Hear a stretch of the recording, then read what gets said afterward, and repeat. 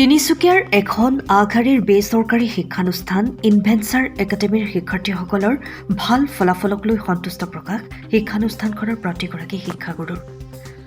পূৰ্বৰ ধাৰাবাহিকতা অক্ষুণ্ণ ৰাখি ইনভেঞ্চাৰ একাডেমীৰ পৰা বিজ্ঞান বিভাগত মুঠ 18 গৰাকীৰ ভিতৰত প্ৰথম বিভাগত 12 গৰাকী আৰু দ্বিতীয় বিভাগত 6 গৰাকী শিক্ষাৰ্থী উত্তীৰ্ণ হয়।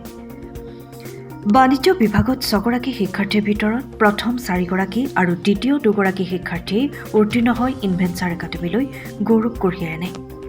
এইবাৰো কলা শাখাত উত্তীৰ্ণৰ হাৰ 98%। কলা শাখাৰ মুঠ 49 গৰাকী শিক্ষাৰ্থীৰ ভিতৰত 48 গৰাকীয়ে ভাল ফলাফল দেখুৱাবলৈ সক্ষম হয়। প্ৰথম বিভাগত 3 গৰাকী, দ্বিতীয় বিভাগত 14 গৰাকী আৰু তৃতীয় বিভাগত 7 গৰাকী শিক্ষাৰ্থী উত্তীৰ্ণ হয়। ইপিনে শিক্ষানুষ্ঠানখনৰ এনে সফলতাত শিক্ষানুষ্ঠানখনৰ শিক্ষাগুৰুসকলৰ লগতে শিক্ষাৰ্থীসকলেও হৰ্ষোল্লাস কৰা পৰিলক্ষিত হয়।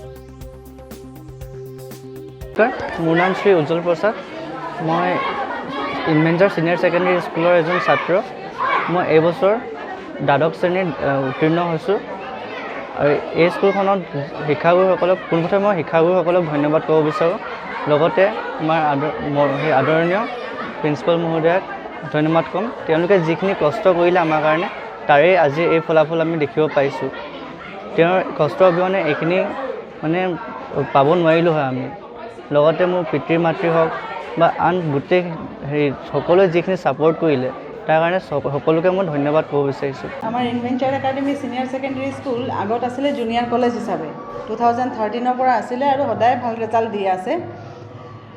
এই বছৰ আমাৰ প্ৰথমবাৰ প্ৰি নাৰ্চাৰীৰ পৰা একদম 12লৈকে আমি ক্লাছকেইটা ষ্টাৰ্ট কৰিছোঁ আৰু ইয়াত এতিয়া শ্বিফ্ট হৈছে। আগত বৰদলৈ নগৰত আছিলে, এতিয়া বৰদলৈ নগৰৰ পৰা ইয়াত নখৰাই আহিছে। নখৰাই অহাৰ পিছত এই বছৰটো আমাৰ ফাৰ্ষ্ট ইয়াৰ আৰু আমি যেনেকুৱা আশা কৰিছিলোঁ তেনেকুৱাই আমাৰ ৰেজাল্ট হৈছে। যেনেকুৱা আমি ষ্ট্ৰেটেজিবোৰ লৈছিলোঁ সেইটো ষ্ট্ৰেটেজি মতে কাম হৈছে।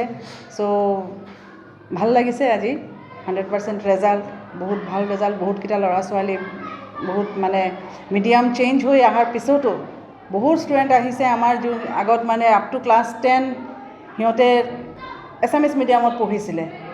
তাৰপিছত ইয়াত আহি 11-12 ইংলিছ মিডিয়াম পাইছে। তথাপি আমাৰ টিচাৰ্ছে সেইটো বস্তু গাইড কৰিছে সিহঁতক কেনেকুৱাকৈ আগবঢ়াই ল'ব লাগে, কেনেকুৱাকৈ মিডিয়াম চেঞ্জত সেই ডিফিকাল্টিটো ফেচ সিহঁতে কৰা নাই।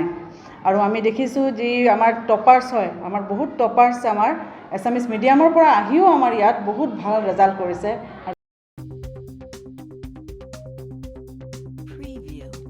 তিনিচুকীয়াৰ পৰা Ajay Sharma report, time of Assam.